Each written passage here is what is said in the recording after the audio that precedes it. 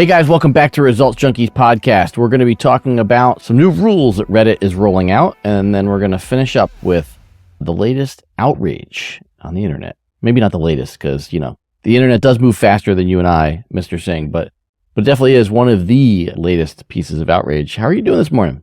I'm on the upswing from a bit of a man cold this week. You can probably hear it in my voice, but I got some bronchitis, and I love to talk, so it just kind of got worse and worse. And then by Tuesday night, I was just hacking up along and had no voice for the last 2 days. So I am 100% sure that Dana is ridiculing you for your man flu genes. Correct. Yeah. Every wife understands that the man flu is a real thing and that their husbands are nowhere near as tough as the moms are. So. Yeah. She took every opportunity to remind me this week. Yeah. She might remind you even some more over the weekend. I'm so tired from all that time where you didn't help me with the kids this week because you had the man flu. Yes. Anyway. Yes. Quick bit of housekeeping. show@resultsjunkies.com is how you can email us questions, comments, all that good stuff. He is at Paul Singh on all those social media channels. I am at Pizza in Motion. And let's talk Reddit, man. So, we've been talking about AI and scraping and training data for, a number of months now. And Reddit has sort of dipped their toe in some AI agreements where they've had limited licensing deals of their content. And, the key to Reddit is that, first off, it's, essentially a free community. And the folks that hang out there have just a trove of information. These discussions are new and topical. There's also tons of historical data. So it does represent one of the more desirable training databases, if you will, for these AI content engines. And so I'm going to throw this up on the screen. They essentially formalized how they want to have folks access data. And I'll go through this real quick and then get your opinions on the other side. So they divide this up into 5 categories. They've got an API for advertisers, which has typically not been a big part of their model. There's some ad revenue, but not a ton. The next one is the big one, Reddit data for business. And essentially what they're saying is that if you want to use their data to enhance any product for commercial purposes, very broad comment, that they're going to require an agreement and some sort of cost associated with that. They've got tools for their moderators, which are a big part of the Reddit community. The moderators are what help that community go. Research and development, always been a big part of the Reddit community. So there's a path for research and a way that the researchers can access that data free of charge. And then finally, for general non-commercial use, which I kind of feel like is almost the same as the research bucket, but they are continuing to allow free access to their API for folks that have general non-commercial uses. So, business contracts being the biggest change here, curious your thoughts on how Reddit is moving forward here. I think so that chart you just showed on the screen, I think this is really interesting because I think this could be maybe one of the starting frameworks for what, terms of service are going to look like going forward. Let me say it a different way. At least from where I sit, privacy policies and terms of services haven't changed all that much in the last 10 or 15 years. Sure. It's any changes that did come up were in the grand scheme of things minor, but the way that they've sort of, created those 5 buckets there, particularly as it relates to their data, I think that could be one of the more interesting ways I've seen the new terms of services kind of look. So I'm not all that articulate this morning, but I would say that I think when I saw that same chart that you just showed, that was sort of the eye opener. I was like, oh, yeah, that's a really simple way to explain this. Mm-hmm. Huh. I wonder why more terms don't explain it that way. But yeah, what about you? Yeah, I mean, I think the fact that they're really dialing in on this concept of contracts is the direction I sort of expected them to go. I think there's a quote that their CEO had, and I'm just going to roll it out here. A couple of things that they said that I think are interesting. We see more and more commercial entities using unauthorized access or misusing authorized access to collect public data. And I think that's a big one because it's all right, well, we authorize you to do X and you're doing Y. And there's a bit of a cat out of the bag syndrome here in that once you have the training data, we've talked about this, it's very hard to unring this bell. And Reddit is specifically unique in that it's as long as a community continues to be a vibrant community, they'll continue to have lots of new training data. And so ongoing access is important. Historical data is important too. If my daughter wants to use somebody's generative AI to help her write a paper about the Civil War, well, maybe they don't need new Reddit information. But any sort of current events or iterations on concepts are things that it sounds like Reddit is going to start cracking down on. So it's sort of like there's a line in the sand here, and I think there's lots of platforms have probably gotten lots of great training data up till now. And Reddit is the way I'm reading the tea leaves is Reddit is essentially saying, all right, look, you got us on some of this stuff. Just understand that if you continue doing this, we're going to lock you out from everything going forward. Well, so I don't want to steal your thunder, but I think what you're alluding to is that part in the article where the Reddit CEO openly says, "Hey, I'd be happy to tell my friends at the FTC who's handling data incorrectly or poorly or whatever." Yeah, that's definitely a shot across the bow. Yep. But I also think it's inevitable. I think that it's inevitable that the FTC or somebody or one of those three-letter agencies is going to have to step in and figure out how to create the guardrails here. Because one of the biggest challenges with all these AI models or these LLMs is that, just because you can't, how do I say this? If you break a rule or you commit a crime, just because it might be in a dark room that nobody else has access to doesn't make it legal. Right. And so, the tricky part here in particular with what you just talked about there, you said that, it's the bell that's hard to unring is like, well, what if they already scraped Reddit 2 years ago and then used it in the models already? How would Reddit even know? I mean, it's a catch-22. You have to have some sort of probable cause or reason or ability to prove that a crime might have happened to at least start a legal proceeding, but you can't. So I think it'll be interesting to see that, where that goes. But I think this is the first public shot across the bow that I've seen. Now, one thing I will say, I remember in a different context completely, I was talking to Matt Paulson, our friend from South Dakota, a couple months ago about, some of the Beacon transcripts and stuff like that. And I said, well, I'm just going to put them all online or whatever. And he probably doesn't remember this, I guess. But I said, well, how do you make sure somebody doesn't scrape it? How do you think about that? Because that's something I think he has to think about with his site too. And he started he didn't even pause. He just sort of riffed off a ton of different little tactics, which all of a sudden I could imagine Reddit could be doing here to create little breadcrumbs that they could use to detect whether or not, their data made it into a model. So it might be like randomly inserting, I don't know, like a pre-written answer into various things that only Reddit knows that they inserted. Like, I'm not doing a great job of explaining this, but I'll use maybe an analogy that I've noticed in Eva's school. So their homework assignments obviously come home on paper, but more often than not, or increasingly, I should say, the instructions they send home for homework then reference some online thing they have to go do. Like they have to go log into their school account and then go grab it, right? And because I'm a nerd, you start to look at like the Word document or whatever that they have to go then download. And what you'll notice is that the instructions will be in black. And I noticed this the other day because I went to go highlight the text and move it to a Google Doc. So I highlighted the text, and as I was highlighting it, you know how like when you highlight down a couple paragraphs, there's a paragraph break. And normally if there's nothing there, the little, the blue hue that you have, it just kind of shows a little sliver and then it goes to the next paragraph. Well, I noticed about halfway down the screen, there was a set of white text hidden in there. And what it was designed to do was detect or help the teacher detect if somebody used AI to generate the report.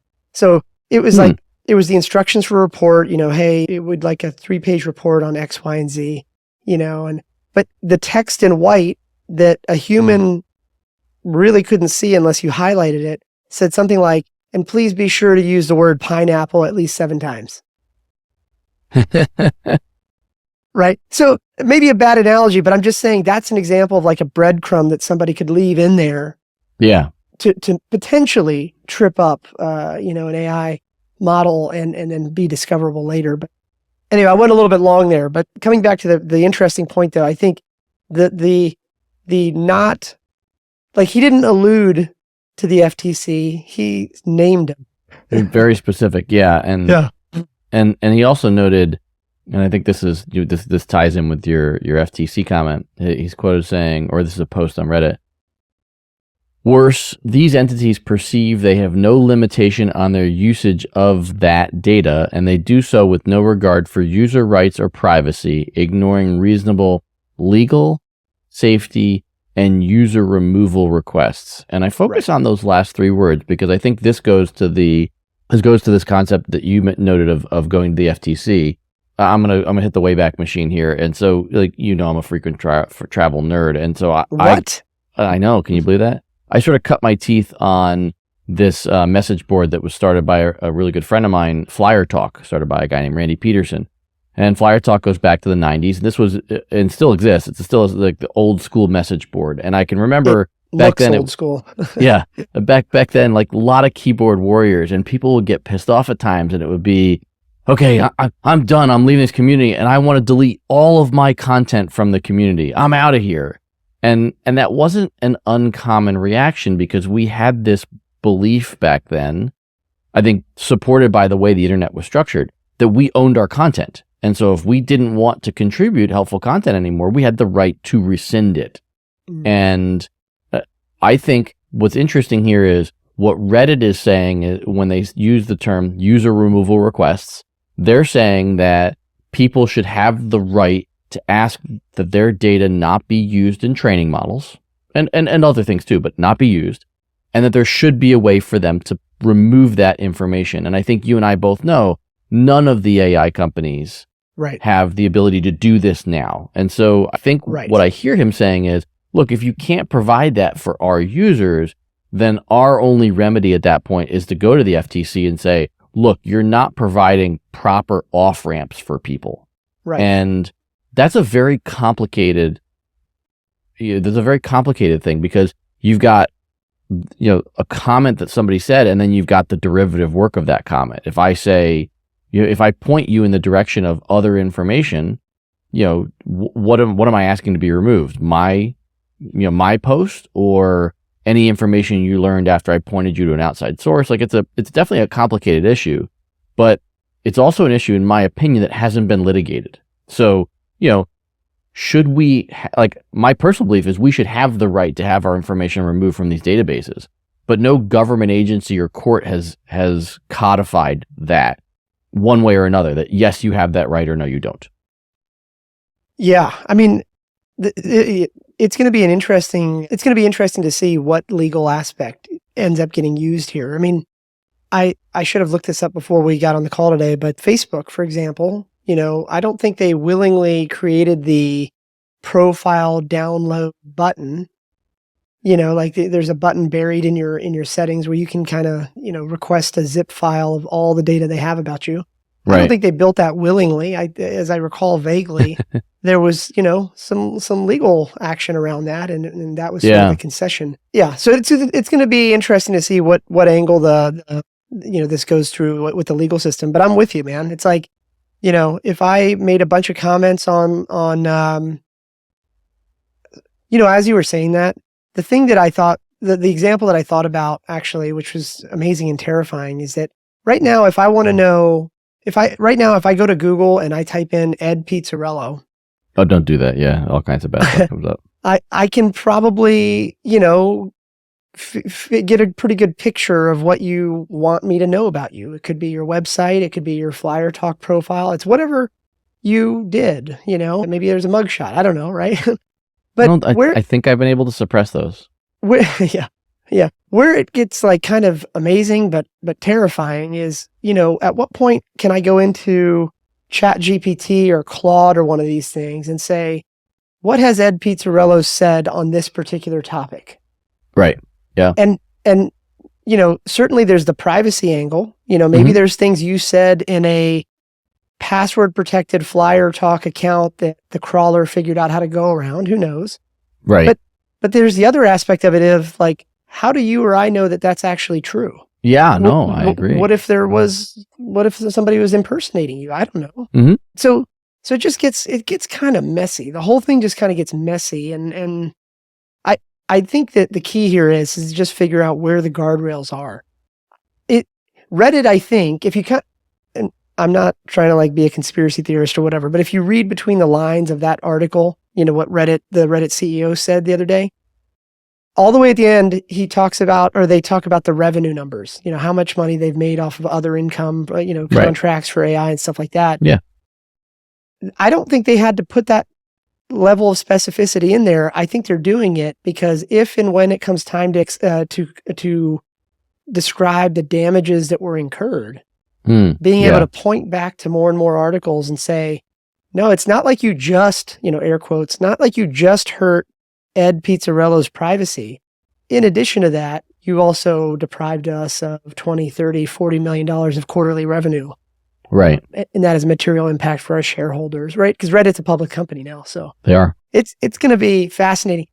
I know this isn't the angle that we're talking about, but when I was reading this article overnight, the other thing it just kind of made me realize is that, tell me if you disagree with this.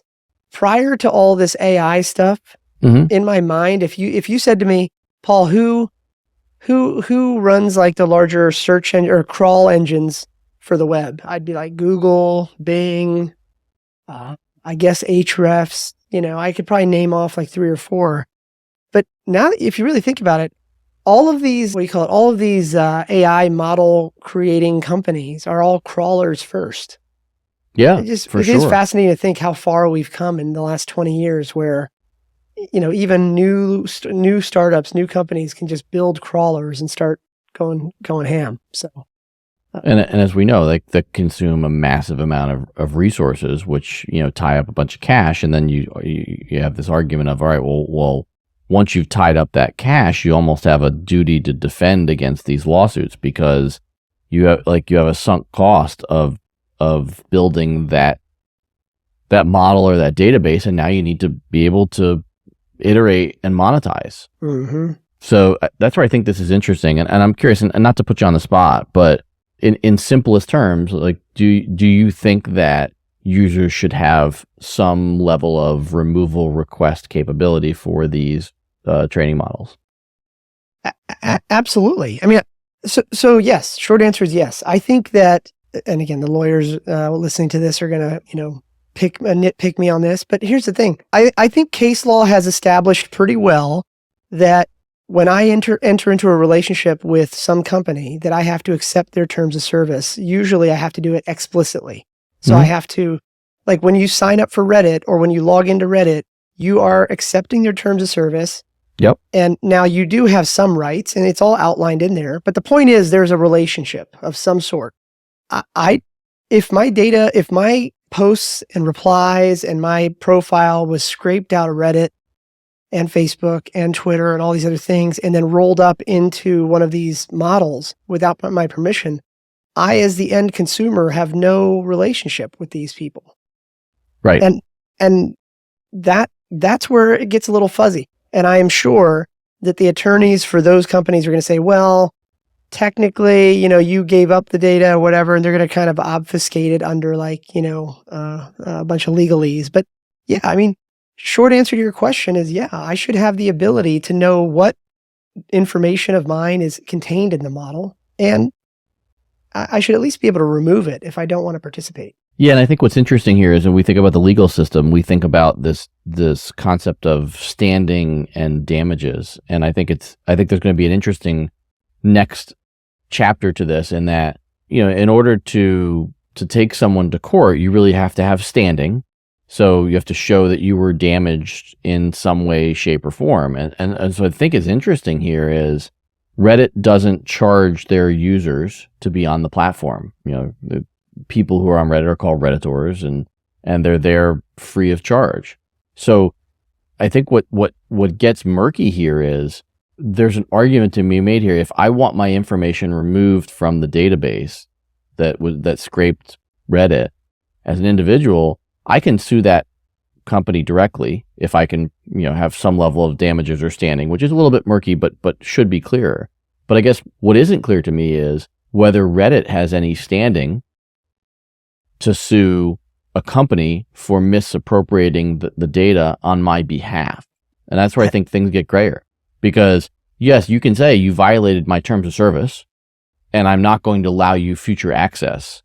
To your point, if you can't prove a drop in revenue, what is the standing or damages for Reddit in this case? Their user is absolutely has standing and damages, but I don't know that Reddit has standing to act on my behalf. And I think that's an interesting layer here, because it's unlikely that you're going to have individuals doing this. Maybe a class action suit pops up or something like that, but it's unlikely you're going to have lots of individual lawsuits, just because most people aren't going to bother.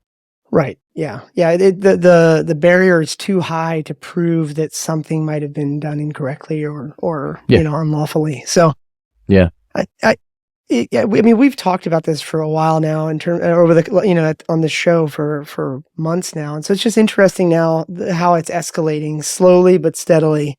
Yeah. So this thing is going to have guardrails on it. I don't know whether it takes 2 quarters or 2 years, but I don't think it's going to be 10. I think it's somewhere within the next 2 quarters or 2 years that a 3-letter agency gets involved and stuff like that. And even then, it'll still take years to iron it out. But yeah, I would argue it's probably closer to 2 years and 2 quarters. And to your point, then it's got to wind its way through the system. So right. And sorry, one other thing here, by the way, just to your question about like having the ability to, I forget exactly how you worded it, but you asked me the question of like, do you think that I should be able to like have privacy or something like that with the models?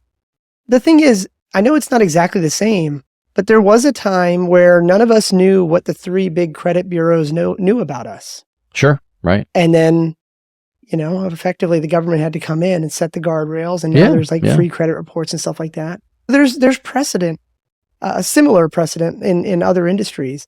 I think it's just a matter of time before it happens here as well. So no, I would agree. All right, so to close us out, let's feign some outrage. You ready? Oh man. You ready? Oh man. So the short version is there are a bunch of people that are really mad about a new ad that Apple's released about the iPad. And we won't play the ad here only just because it's, we are still mostly an audio show, but you can Google Apple iPad ad YouTube and find plenty of recordings of it. And essentially it's a large platform, and the platform has musical instruments and paint and video games and all this stuff on it. And this large press comes down and just starts slowly crushing everything. And it's very colorful, paint squirting everywhere. And then as it gets all the way to the bottom and it finishes crushing everything, the press lifts up, and then there's the new iPad, lighter and thinner. And it seems like the internet has lost its mind and said that this ad is horribly inappropriate, and Apple has done horrible things to make this ad. I know I'm leading things here a little bit, Paul, but I'm going to let you have first whack at this. I don't know why people are outraged. I mean, okay, look, the purpose of marketing, so let's kind of go backwards through this. This ad was probably created through Apple's marketing department. And what is the mission of marketing? It's to create something memorable, to create something to cut through the noise of interestingness and that sort of thing. Yeah. And they succeeded in that way. They got people with fake outrage, or I shouldn't say fake, people are outraged. They got people outraged. They got people that, loved it. And somewhere in the middle, nobody really cares. But the point is that they managed to do their job. I think this is good. I mean, I didn't watch that commercial and think, oh man, I played flute in 6th grade and now they're destroying a flute. I am offended. No, it's like, you still need the flute to create that. Come on. So I don't know. It's genius marketing, because you get both sides of the coin talking, right? Because a lot of times advertising is just done for the side of the coin that already cares about you. Yeah. Right. Yeah. But this is good. They got both sides of the spectrum really riled up, and that's what you want your marketing team to do. I think it's a great ad, and I think the symbolism that was in there or whatever was used to elicit that emotional response from people, and that's the purpose of it. Yeah, I'm going to read a few comments here online. The destruction of the human experience, courtesy of Silicon Valley. That was Hugh Grant. Actor Justine Bateman quoting Tim Cook's post on this ad. Truly, what is wrong with you? Steve Kapadia, it is the most honest metaphor what tech companies do to the artists, musicians, creators. Squeeze them, use them, not pay well, take everything, then say it's all created by them. Actor Luke Barnett, if you thought this iPad ad was weird, you should have seen the first cut where they lined up all your favorite characters and shot them. What? So I'm really stunned by this, especially because, and look, I'm not saying that Apple has done right or wrong by content creators, but I mean, the facts are the facts. Before there was iTunes, there was declining sales of records and CDs and cassette tapes. Like, that's just the facts. Albums were different. You know, when I was a kid, I bought an album and I had to buy the whole thing. And yeah, now I can buy a song for 99 cents, and that's different. And I'm sure some creators have been damaged by that. But I also think there are creators out there, and I'll use Taylor Swift as a great example, who said, like, look, I'm going to take this marketplace and I'm going to own my content. I'm going to do it my way. And I think she's been incredibly industrious for saying, I'm going to control my content, and I'm going to put it on the platforms I want to put it on for the amount of money that I want to put it on, and carved a path that I think lots of other creators have been able to run down. I think what all of this misses, like, so for folks that haven't watched the ad, there's a piano in the ad, not a keyboard or something like that, an actual piano. Those are thousands of dollars. So the reality is most Americans can't afford to buy a piano. Right. But there's an app on the iPad, and their kid can learn to play the piano for a couple of dollars. So, I mean, does that mean that the piano manufacturer should be outraged that less people are buying pianos because they can learn piano on the iPad? I see it the other way. And I understand this isn't all cases, but in this case, I mean, the person who can't afford a few $1,000s for a piano was never buying their kid a piano anyway. And if that kid learns to play the piano, gets excited about it because they're able to do it on their parents' iPad, and then their parents go get them lessons with someone, and then ultimately they go find a used piano because that's something that their kid is passionate about, it opened a door for that kid. And so I'm not sitting here saying that the iPad is incredible and everybody should be thankful and all this stuff. I think it all goes back to, like, look, it's an ad, and it talks about the things that technology can do for us. Saying that this is horrible is like saying, the telephone killed society because now I can't open my window and yell at my neighbor. I mean, I can't agree with you more. I think, like, I didn't realize that those, like, celebrities were also saying this stuff too, and that's really frustrating, actually, to me, because and I'll just use music as an example. My personal experience with it is that, I remember way back in 4th, 5th, 6th grade, I really wanted to try different instruments, but we didn't have enough money to do that. Right. And the instrument that my parents could afford at the local rental shop was the flute, and that's what I got. But I, my daughter plays the flute now, but she's got an iPad, and she's on that, I think it's GarageBand, which is like the app on there. Yeah. And now that she's learned how to read sheet music, I can hear her sometimes play the same tunes in different, in different instruments. And she can do that with a flip of a toggle. And to tell me, or to say that, like, Apple is somehow, look, I'm not a direct shareholder in Apple. I don't really care or whatever. But at the same time, like, it just seems like virtue signaling or worse to try to, like, say that this ad is like everything that's wrong with them or whatever, when in fact, like, the benefits. I mean, this would be like somebody saying, oh my gosh, the people that created fire, look at those bastards. They've ruined it for all fishermen. It's like, well, hang on a minute. Before fire, all you had was raw fish. Now, after fire, you can still eat raw fish if you want, but hey, I can cook it for you too. Like, this is ridiculous. I mean, these guys, by the way, do have the choice to not distribute their stuff on Apple. Yeah. Why don't they just do that? Why don't they do that instead of just start tweeting about it? And I want to close this by looping back to something that you said earlier. Like, remember when Apple, developer days, when they would announce all their stuff were sort of like must-watch events, and you'd tune in and they would show like 2 or 3 hours of coverage in some theater in San Francisco, and they would roll out all the new items. They still do this, but, like, I remember, like, watching keenly in the early days of Apple because I wanted to see what they were creating. You remember that sort of, like, craze about stuff? Yes, yeah. Mm-hmm. When was the last time you think you watched one of those? Oh, I couldn't even tell you. I don't. Yeah. When was the last time you paid attention to an iPad commercial? I don't think I even watch it. I mean, they just Right, 100%. And so to your earlier point, like, I think the ad got them what they wanted.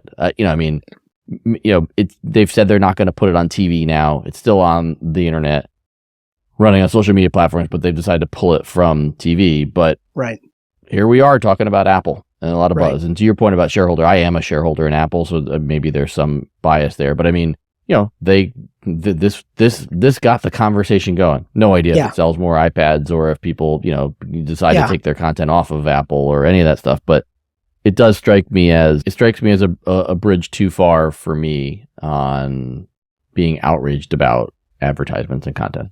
Yeah, I mean, I don't know. I agree with you. I think that, net these devices, and I'm holding up my iPhone right now, but these devices, and I'll say it in the broadest sense, iPhones, Androids, pads, tablets, whatever, they've made music, video, TV, entertainment, learning more widely available to people than ever before. 100%. And to say that, like, this was a bad idea or whatever, like, I don't get it. Like, the same people that are, those names you use, the same people that openly advocate for all their charity efforts to bring water and education to third world countries are also the same people saying that they dislike the iPad or they dislike Apple for, do you know what I'm saying? There's like this like dissonance here that I just can't get my head wrapped around. It's crazy. I'm just thinking this is going to be like maybe TMI, but I got this new like grill. So I've been like smoking chicken every day just to kind of learn how this thing works. Which now, by the way, anybody listening, you got to imagine this Indian guy around a smoker. That just doesn't seem right. No, I'm still not there.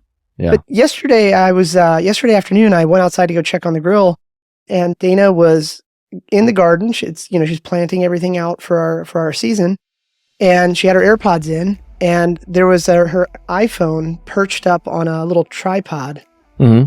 And it's like 5:00. I'm like, well, what are you watching? And she's like, oh, I'm watching the Taylor Swift concert in Paris or whatever.